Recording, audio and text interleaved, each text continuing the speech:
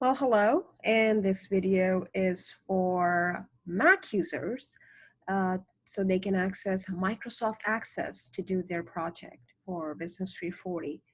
So if you're a Mac user and you're working on your project, the first thing you need to know is that you will be using a cloud service called Microsoft Azure to get to Microsoft Access, the application to build your database. So connect to any virtual machine or virtual desktop through Mac. The first thing you need is an application called Microsoft Remote Desktop Application. You can download it from your App Store. The icon looks something like this. And once you have downloaded and installed it on your Mac, that's it. You don't need to do anything else. All right. Now, once you have that application and you're ready to work on your project, the first thing you need to do is make sure you have internet connection, open your browser, and go to the Virtual Computing Lab website, which is vcl.ncsu.edu. It's going to take a little moment, and once you're in there, make a reservation and make a new reservation. Now, please pay attention here because the remote desktop that you will be using as a Business 340 student, we have created a new desktop, remote desktop for you to do your project. And the name of that desktop is Bus 340 WVD.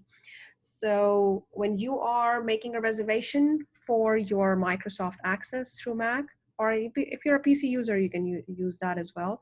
Go ahead and then click on Bus 340 WVD. Once you click on that, you will have another window opening up telling you this is Microsoft Windows Virtual Desktop Interface, and there's a small link there, and it's telling you that use your NCSU email and your NCSU email password, or the one you use for Moodle, along with your mail to log into this remote desktop or virtual desktop. So you're going to follow the instructions here. It's pretty straightforward. Click on that link. It's going to take a moment. It's going to ask for a username and a password. Let me sign out and show you how it actually looks. There we go. So let me just do that again for everyone's benefit. Okay. So it's going to ask for your email address. I already entered it, so it already has that one registered. Once you will enter your NC State email address, it's going to ask for a password. Enter your Unity password. It'll take a few moments, and then you will see exact same interface as I'm looking at with your name on the top left, top right. So the machine, this computer with Bus 340 is the virtual desktop that you will be accessing. Let's allow these resources to be accessed through the virtual machine so it works seamlessly for you. It's going to ask for your credentials, your username and password. It has already given you the credentials. So the username is your Unity username and password is your Unity password. Once you're going to enter that one more time, you're going to be on the remote desktop. It's going to look like Windows 10 running in your browser window. It's fascinating what you can do in a virtual machine. And then from the start menu, go and click on Access. Okay. And then from here, you are ready to start working on your project. Create a new database. And then work on it. Once it's completed, then when you're ready to save it, click the Save button. I'm gonna click OK here.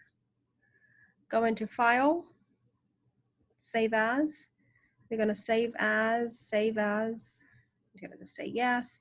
Wherever you wanna save it. I like to save it on my desktop, so it's easy for me to upload. Just save it on the desktop. Let's close it. And there we have it. My database is saved right on the desktop. Now, the last thing is going to be for you to submit it. So the only way to submit through a virtual machine is through your browser in the virtual machine. So just go ahead, open up you will see Google Chrome there. So log into your Wolfware. And then using the standard steps that you already know, enter your Unity ID and password. It's going to ask for two-factor authentication. Authenticate yourself. Once you are on Moodle, just go ahead and drag and drop this access file into the Moodle. and your submission is done. If during this process you have any questions, reach out to your professors and they will be happy to help you.